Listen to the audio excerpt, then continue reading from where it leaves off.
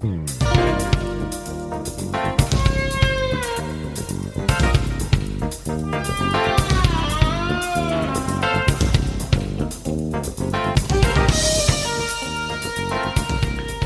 to the More Perfect Union, the podcast that offers real debate without the hate.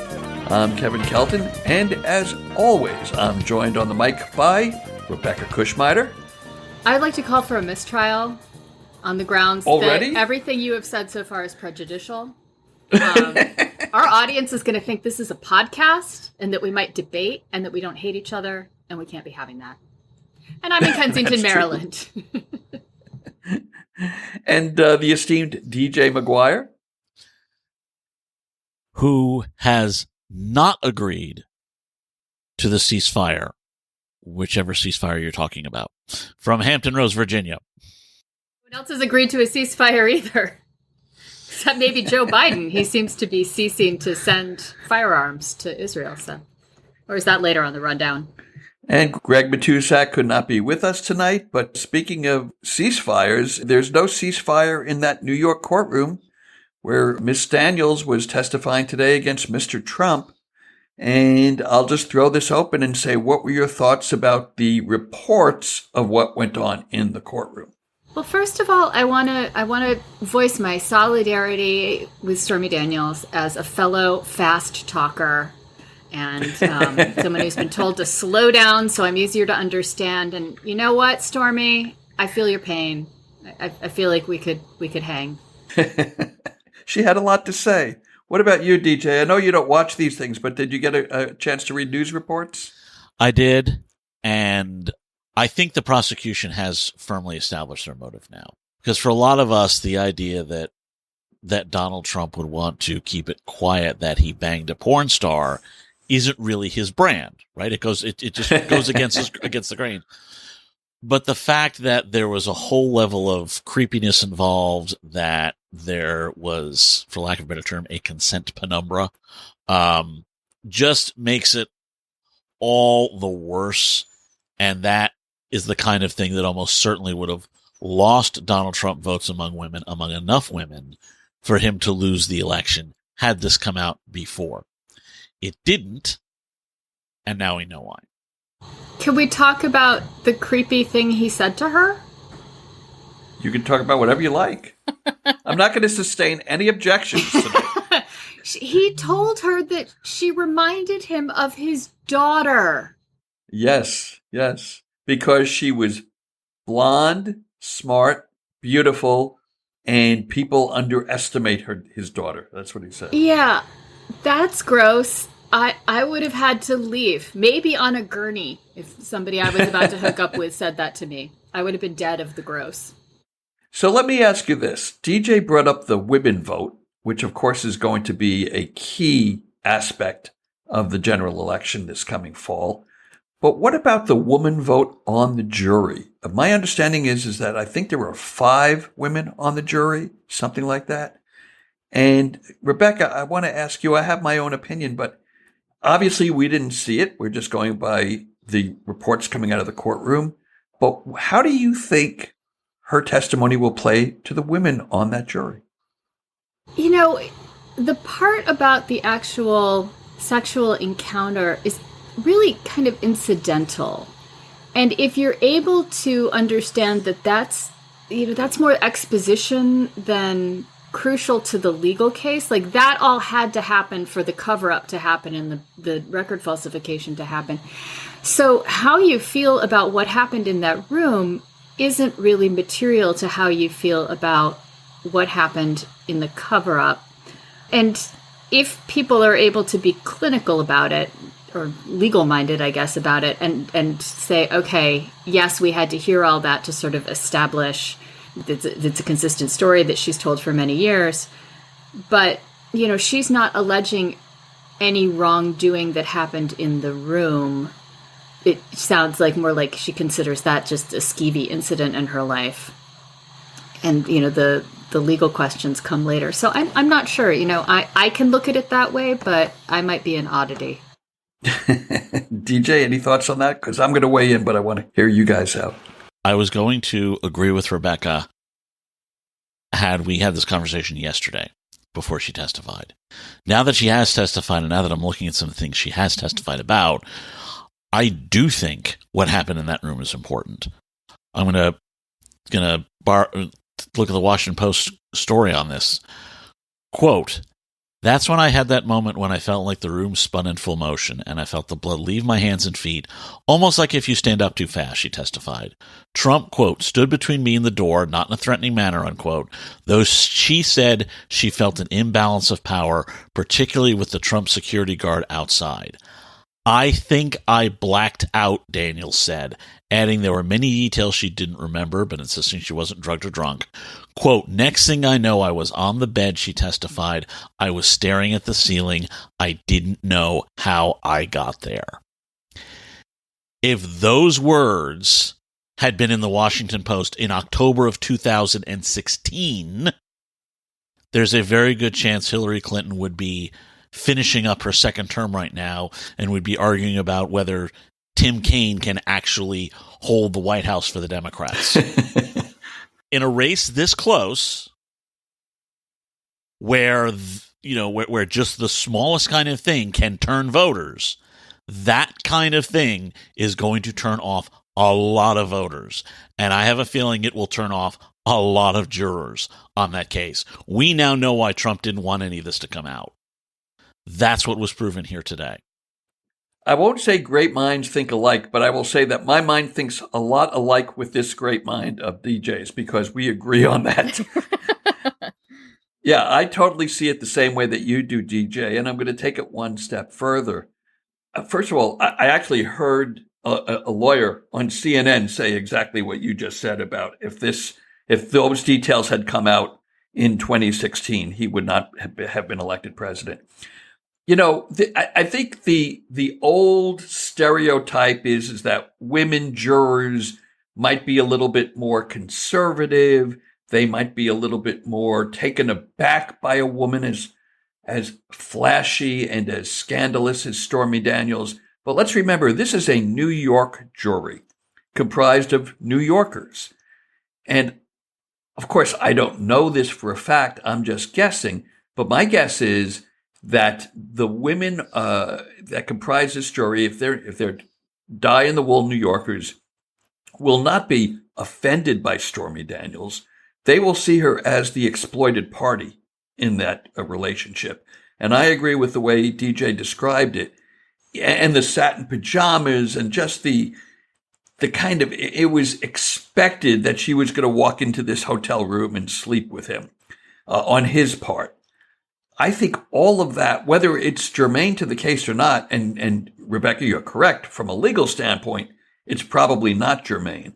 Although I do think a part of the defense was supposed to be claiming that this sexual affair never happened, that he just paid $130,000 to two different women because he just didn't want the whiff of scandal reaching his wife's ears. If the jury buys that, well, then God help us and God help the jury system. But I do think that the way this played out, and, again, we didn't hear how she said it, and you can't guess what's going to be in people's minds. But it sounded to me like she comes off as a sympathetic witness. Circling back to what DJ just said, that Trump had a motivation to hide. The consent questions are askable in this situation, and that Trump was trying to cover that part up. DJ, I think you are making a real leap of logic to believe that Trump knew that about that situation. Trump believes he nailed a porn star and she loved every minute of it. Oh, yeah. That's what he thought he was covering up. The salient well, details. So did Harvey Weinstein. He right. probably thought every actress exactly. felt lucky to be with him. So Donald Trump was just trying to cover up an extramarital affair. The fact that it is, in fact, such a Me Too story it's probably coming as a surprise to him, even if the lawyers who sat down and helped prepare Ms. Daniels are not in the slightest bit surprised. Something tells me that the phrase Me Too means something very different to Donald Trump than it does to the rest of the human population. Well, ain't that the truth? No, the only phrase he knows is me first. Yeah. But we have to remember, though, this conspiracy involves more than just Donald Trump. It involved David Pecker. What a name. It involved Michael Cohen. It involved a couple of other people, at least one banker's name I can't remember. And maybe Donald Trump didn't want to believe this story from Ms. Daniels, but I'm pretty sure one of the people who worked with him on this had heard it, was aware of it, and knew how explosive that could be. I mean, I suppose it's possible that somebody else understood that it was a really bad story, but, the Karen McDougal story is a lot less salacious, or at least it was in the interview that I heard not long after Trump was inaugurated, and he worked just as hard to get that covered up. So, there is only so much differentiation possible in the mind of Donald Trump. Well, what if that was part of the plan? Donald Trump's whole thing is if he does something wrong, do a whole bunch of other things wrong, so you can't notice what the actual wrong thing was. It's the fire hose. This could very well be, you know what, I got to pay her off too, so that people think it's just that I banged a porn star instead of I really pushed the envelope on what consent actually was here. It wouldn't surprise me if either he decided, because he has that kind of cunning, or he was told, if you're gonna pay Daniels, you better pay this one off too, because then they'll think it's just about sex and not about creepiness. I hope you're right. I hope there are people with that kind of awareness in Trump's orbit. I'm not convinced, though. I doubt Michael Cohen is a paragon of nuanced emotional observation. Well, I'm glad you just actually segued to what I wanted to talk about in regard to the case, which is the other aspect that everybody has talked about ad nauseum on television is Michael Cohen. Is he going to be a good witness, or is he going to be an incredible or uncredible witness because of his background? He's been convicted of lying. Of course, they always forget to say he was convicted of lying for Donald Trump. He's not the most upstanding citizen. At least he wasn't at that time in his life. And the reason that I want to talk about that is some of the television commentary from legal experts, I find to be so lacking in understanding the nuances of criminal law, because my brother, Bruce, was a Manhattan district attorney and then a federal prosecutor for many years before he actually is now a judge. And he prosecuted in the Justice Department. He prosecuted RICO. Mafia crimes. He prosecuted and put away a lot of mafioso family heads. And he prosecuted a very famous case in which one of the witnesses that took the stand, the star witness, was a man named Jimmy the Weasel Fratiano. Are you familiar with that name? No, but right there, I've got all confidence that he actually knows literally everything about the mob. If that's your nickname, you know it all, and they are actually pretty sure you're going to tell a lawyer someday. So this guy was a mafia hitman. He'd killed many people, and he was testifying against the heads of a couple of families in Los Angeles, mafioso families. And my brother Bruce was prosecuting, and this was his star witness. And when it came time to do his summation, he had to deal with the fact that his star witness was an admitted murderer. And Bruce's line that got quoted in all the papers was, yes, he was not the type of person that you necessarily sit down to have dinner with, but remember, you don't find swans in a sewer. And that's the same thing with Michael Cohen. He was working in the sewer of Trump organization, and just like Alan Weisselberg, just like Stormy Daniels, just like so many, the kids, he was no swan. But that doesn't mean that he is not a competent and believable witness. And that's the thing, Kevin. And that's the problem with the entire political coverage of Donald Trump from the moment he came down the escalator. They have a DC mindset about power, about conspiracies, and about scandals. They don't have a New York mindset about any of this stuff. All of us who spent any time anywhere near New York City in the 1980s and 1990s or beforehand We know what this is. This is a mob operation. He had help from the Italians, and now he has help from the Russians, and this is not a surprise to any of us in the tri-state area. But for the D.C. crowd, this is... They have no immune system for this. They have no way to examine this. And ironically, the biggest one who would have been an expert on it ended up on the other side, Rudy Giuliani, the guy who oversaw the commission trial. So they have no idea what to do.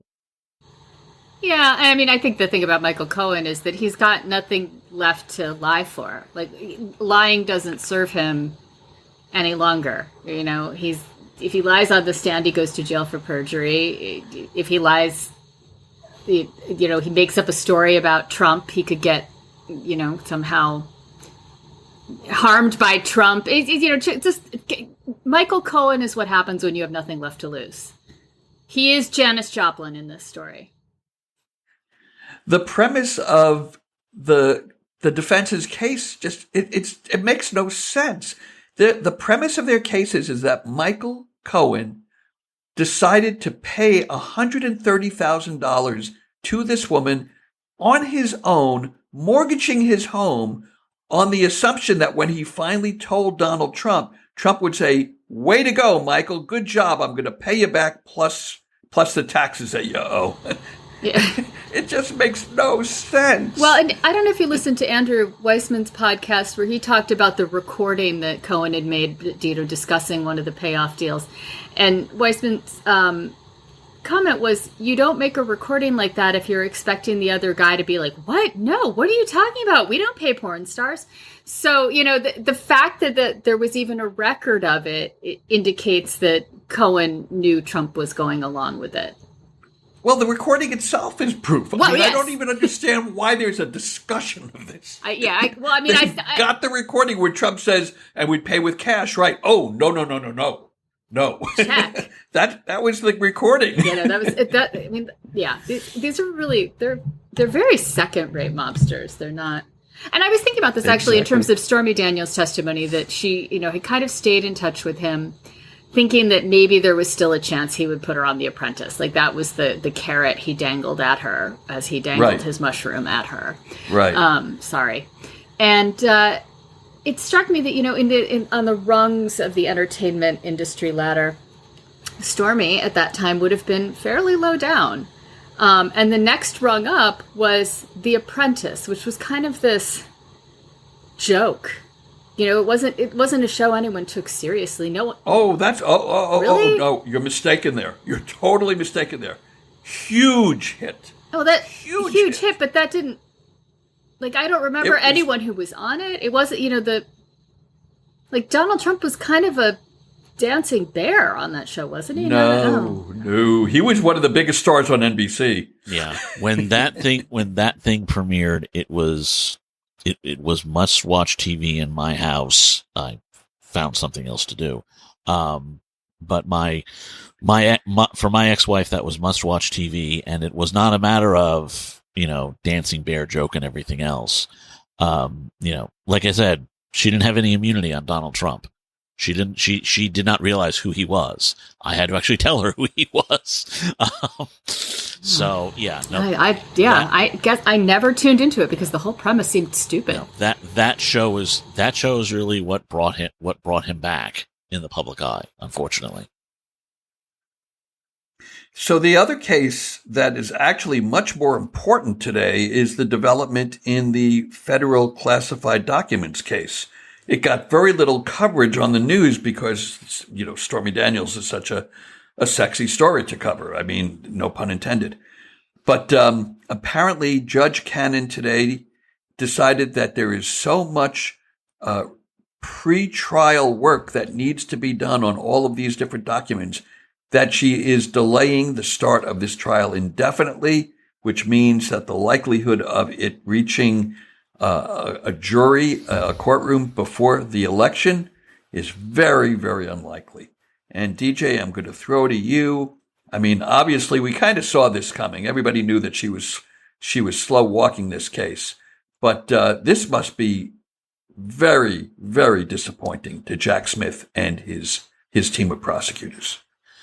Yeah, it's deeply unfortunate, but it's not really a surprise. And Judge Cannon is such that we now actually have multiple reasons for why this could be happening. There have been reports that 2 of her 3 law clerks quit on her before their term was up, meaning that on top of everything else, she has been understaffed.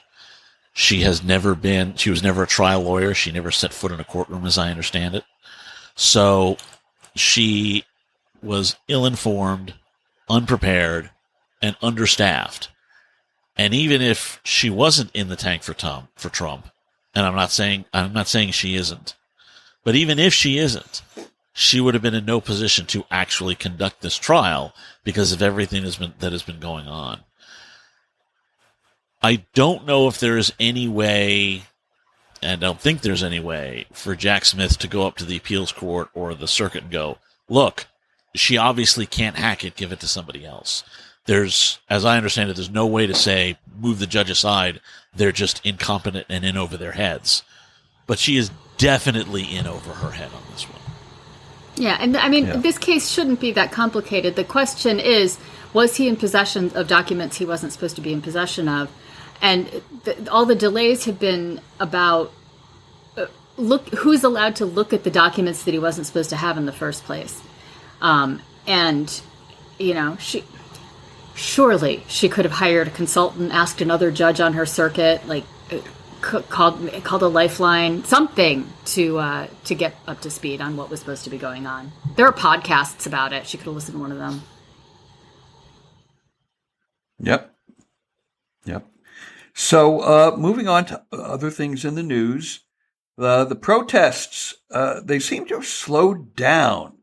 And as somebody said, have they reached their sell-by date, or will they be coming back in force during the long, hot days of summer? Well, it appears that they are going to be told to leave their campuses. Like, if they are living in dorms, the dorms are going to close and they're going to have to go home. Because it does not appear that they can just camp out on those dorms and quads indefinitely. And I think it was my little sister told me, she read an article that maybe at Columbia, the tents that were erected, the kids weren't staying in them. They were going to class all day and just coming back to the tents during their free time to protest. So their level of commitment might be a little limited, shall we say? Or might they decide to spend their summer vacation in the tent on campus with their friends, camping out and protesting and being good citizens of the world in their own eyes? I mean, they might if they're allowed to. It sounds like the campuses are saying it is against policy for you to camp on this particular green space for more than 12 hours or whatever. And they can point to whatever rule book that's written in and legitimately move the students. I just think... I mean, this is... that's dangerous, DJ, the thinking that you do. I know. People tell me not to do it. This just doesn't seem to have a lot of staying power with me. Among folks, among the actual age cohort, the Israel-Hamas war remains at or near the bottom of the issues that interest them. With their rhetoric and some of the institutions behind it, this looks more and more, frankly, like a foreign operation. I think the group, the Americans for Palestine group are now being sued by victims of the October 7th attack as essentially a front for Hamas. And it's not some, whacked out Tom Fitton lawyer who's doing this. It's a real law firm that's seriously looking at this kind of thing. So I just don't see really how much staying power they have. Joe Biden talked about anti-Semitism today, and I think it was a very strong and a very good speech. And I just think, we'll talk about it when we get into polling and such. This is not something we're seeing in polling data either. I mean, Joe Biden is not really losing ground to Donald Trump over the last month. In fact, at least one poll, I think I have it right, said he's probably gaining ground among likely voters. So this is maybe I'm missing something. Maybe in the summer it will get worse, although I can't see how if nobody else is going to class. It just doesn't seem something that's going to have a lot of effect. Their core request, they're not agitating for a ceasefire, or at least that sort of becomes secondary. They're aiming their protest at their university administration, saying we want you to divest from Israel, and that isn't a sexy ask. It isn't something that's going to gain traction outside of university campuses, and it's frankly not something that universities can just flip a switch and do. So it becomes so bureaucratic at some point that it's almost pointless.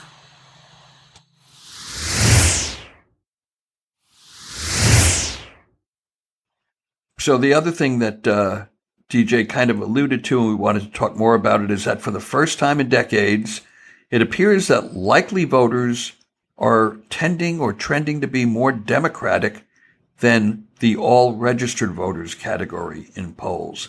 And DJ, you're kind of, for lack of a better word, the polling wonk amongst us.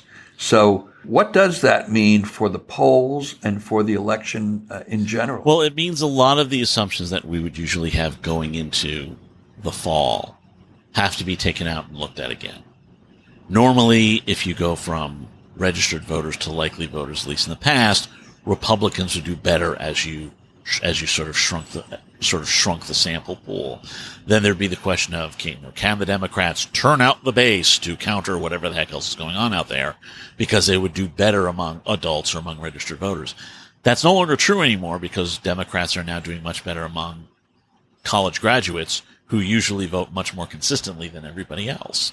So now Democrats are going to have to seriously ask themselves, okay, outside of, yes, we want to get our base out, but do we want to make sure that when we talk about our base, we don't just mean this demographic group? We make sure these folks are actually Democrats and actually support us.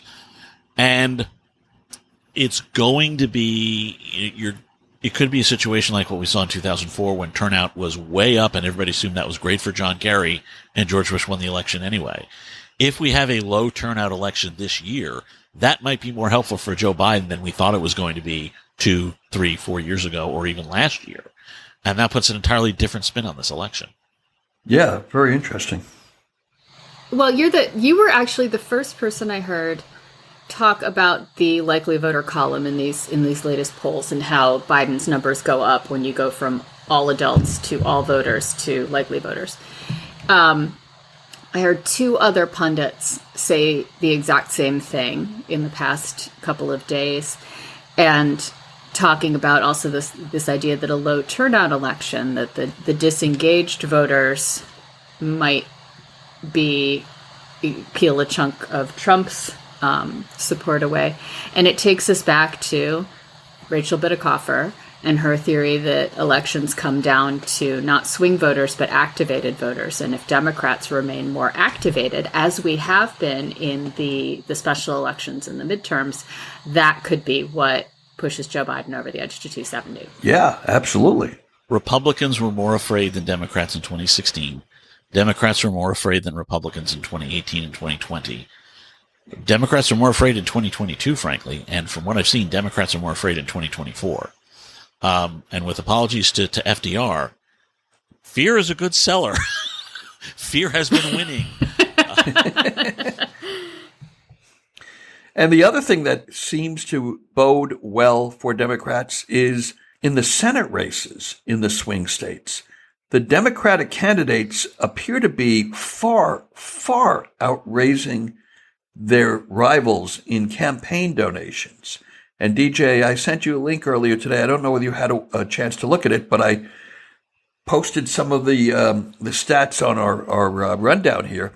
In Arizona, Democrat Ruben Gallego, who's running against Kari Lake, Gallego has raised $20,500,000. Kari Lake has raised $5,600,000. So the Democrat has raised 4 times what Lake has raised so far. Going to Michigan, incumbent Democrat Elise Slotkin has raised almost $16 million, compared to there are two Republicans who are still in the race, and between them, they've raised under $6 million. So 16 million against 6 million. Wait, between the two of them, so 3 million apiece is what you're saying, versus Yes, her about 3 million apiece. Okay. In Montana, John Tester, a whopping $32.5 million. His Republican opponent, someone named Tim Sheehy, has raised $8 million and change. And that, by the way, that's a hotly contested Senate race. Nevada, Jackie Rosen, the incumbent Democrat, has raised over $23 million. Her opponent, Sam Brown, just over $5 million. And in Ohio, Sherrod Brown, also considered to be a pivotal Senate race, he has raised almost $40 million. His Republican opponent, a guy named Bernie Moreno, has raised a mere $11 million. Two more states. Pennsylvania, Bob Casey, the Democrat, $23 million. Dave McCormick, the Republican, $11 million. And in Wisconsin, Tammy Baldwin, running for re-election, she's the Democrat. She has raised so far over $26 million. Her Republican opponent, Eric Hovde, has raised $9 million.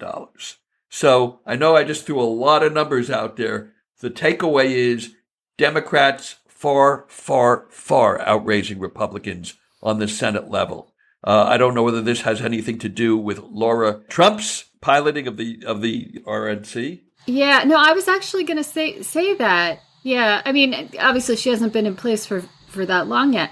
But if what the RNC is doing is directing all of its fundraising to Donald Trump and not getting into down ticket races, that could be seeing.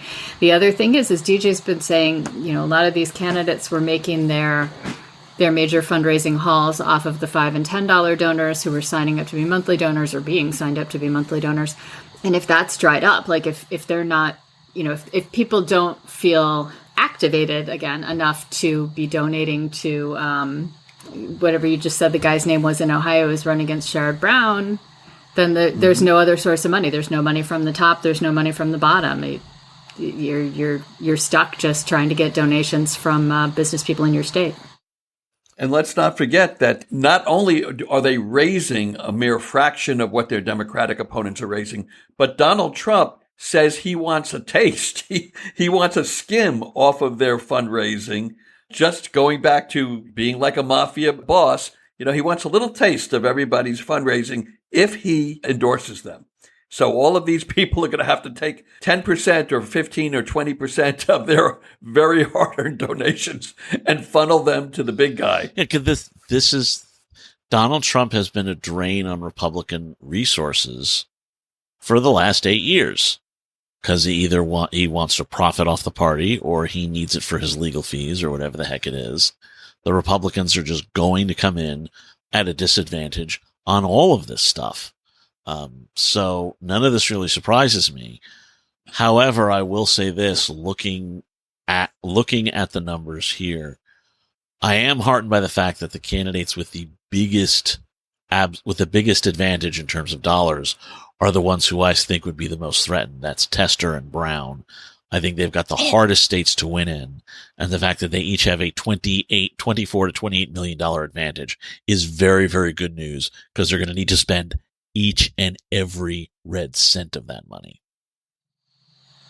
This also points to the fact that Donald Trump is not a good choice as party leadership, because he doesn't know diddly squat about running a party. He just knows how to be kind of a cult leader, a dancing monkey. And he doesn't know how to create a distribution network. He doesn't know how to do customer service or constituent service. It knows how to, squeeze every penny out of something for himself and then walk away from it. We're talking now about money, but has that paradigm shifted? Is money really as big a factor as it was 10, 20 years ago because it could buy more media time? Or conversely, in the 24/7 news cycle, maybe a candidate who can be like a Carrie Lake or like the governor of Montana, whose name is escaping me now, Kristi Noem. Maybe they do things so outrageous that they don't need paid media. Well, to be fair to Montana, South Dakota elected Kristi Noem governor. Okay, but she's the governor of Montana, even though South Dakota elected her, right? No, I'm only kidding. That's funny. I got it wrong. It's not the first time. It surely won't be the last. Mistrial! Look, I am among those who I have always thought that people have overestimated the importance of money in campaigns, and I still do. There have been too many times where the person who raised more money still lost anyway. What matters is if you turn it into reachability, if you turn it into voters being informed about who you are and about who your opponent is, and whether you do it through regular TV media, whether you do it through social media, and that requires money too, but not necessarily as much perhaps. The fact that you have the resources to reach people is what is important. And what we're seeing here is that a lot of Republicans running for statewide office don't really have those resources as much as the Democrats do, and that is a good thing. It's never the decider in an election, but it is an advantage, and you should take it. The other thing that we talked about amongst ourselves is the Trump doctrine on Israel. I mean, Israel obviously is going to be an issue. There's been a debate about where it ranks among the issues for voters, especially young voters. But let's assume that it's going to be an issue in this election. Why doesn't the media explore what the Trump doctrine on Israel will be? They talk so much about Biden's positions and have the expectation that somehow Joe Biden can push a button and tell Bibi Netanyahu what to do and what not to do. But why don't they make more of a study of what would happen if Donald Trump reascended to the presidency and inherited this foreign policy quagmire? Because we don't know what it is. Because he doesn't know what it is. He's been all over the map on this kind of thing. You know, why don't they talk more about that? Well, that would be something that they should talk about. Yes, that he can't get anything coherent out of him. But bizarrely enough, that might actually help him, because essentially what Joe Biden has tried to do is noble, and it is the right thing to do as president of the United States. But as a candidate, it is highly problematic, because if you take essentially the middle position, even if it's the correct position, which I think it is, on this kind of thing, then basically, so long as your opponent doesn't say anything, the people who disagree with you to your right and the people who disagree with you to your left can all find solace in the guy, so long as what he says is incomprehensible. And with Trump, everything he says is incomprehensible. So frankly, I don't think it would help much if they said, oh, Donald Trump is incomprehensible on Israel and nobody knows what the hell he's going to say is what the hell he's going to do. Because then the anti-Biden right and the anti-Biden left can all convince themselves that Donald Trump is going to do what they want him to do, and they can go back to what they wanted to do all along, which is hate Joe Biden. Well, he's in the past week or so, he's made some comments about the demonstrators on the college campuses that really sound very anti-Palestinian, anti-Muslim, and for all the folks who were trying to make a point by voting uncommitted, and the people who are very pro Gaza, he's not going to endear himself to them, and I'd actually like him to say it louder so more of them hear. Yeah, essentially what he's doing is the reverse of triangulation. He's triangulating by taking no positions instead of taking 2 or 3 positions. He's just bad at life. He's bad at life. I don't know. But everyone gives him the benefit of the doubt. They're like, look at him. He's a white guy in a suit. He must know what he's talking about. And then he says, something completely incomprehensible. Can we just give a quick shout out to Nikki Haley, who's getting 125,000 votes in the Indiana primary despite not having run for 2 months? Is that happening as we speak? Yes. Oh wow. The Indiana primary was today, and Haley's getting between I think about a sixth to a fifth of the vote, and she's over 125,000 votes right now. Wow. voted in my primary today, and I still had the option of voting for Marianne Williamson or Dean Phillips. I didn't, but I could have if I'd wanted to. You should have thrown a vote to Dean. You know, it's I really should not have thrown a vote to Dean. No. That was not why I was there. There's a school board race, and that's the whole reason I was in that room. Very well said. And with that, we want to thank everybody for listening. If you enjoy what we do here, please follow us on Instagram at MPU Fan Club. Don't forget to share our link on your Facebook timeline so your friends can discover us as well. And also, we have a new Substack blog page called MPU Podcast. Rebecca has been adding a lot of material to that. DJ and I have had some interesting back and forths about the candidacy of RFK Jr. So if you want to read some of our opinions and see us debate in print between episodes, please check that out. And we also want to thank Alan Keeney for our theme music. And with that, by the way, Rebecca, do you know what you have in common with Stormy Daniels? I found this out today. We both own horses? Yes, that's right. She and I had a conversation about that once on Twitter. Is that right? Yeah, she had posted, somebody was making fun of her and said, "Why aren't you broke?" And she goes, "I own horses. I don't know." And I posted a picture of my horse and I said, "Tell me about it. This guy might as well eat dollar bills." And she responded, "Yeah, but then he'd just colic and need more," which is a very funny joke among horse people. Non-horse people don't find it funny.